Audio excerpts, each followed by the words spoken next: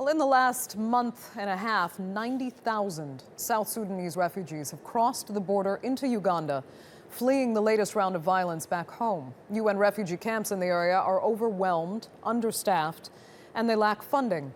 And with no end to the violence in sight, the situation could get even worse. Zeina Awad spent a day at one of the largest refugee camps in the area, and she sent us this report. It's a visit the residents of Pagarinya camp in northern Uganda had been eagerly awaiting.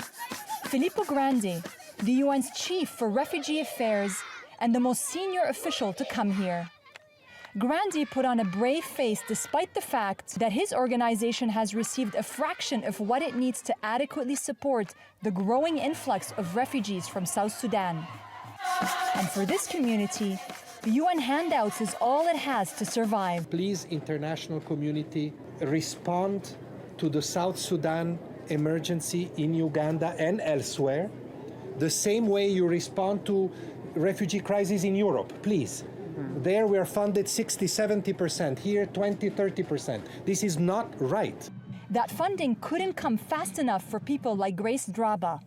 She fled her village south of Juba and has been living here with her 6 children and brother since the end of July. We have only gotten 20 kilograms of maize and 5 kilograms of beans. Since we got here, how can we survive on that? We heard similar stories of hunger across Pagarinya. This refugee settlement was built in the last 2 months and it's already full. There are 20,000 people who live here, all of them from South Sudan. And they're already building new homes because they're expecting more people to arrive in the months to come. The UN says the humanitarian situation is an emergency. No one knows when more resources will arrive. If they don't come soon enough, the situation could turn into a humanitarian crisis. Zeina Awad, TRT World, Pagarinya refugee camp on the Uganda-South Sudan border.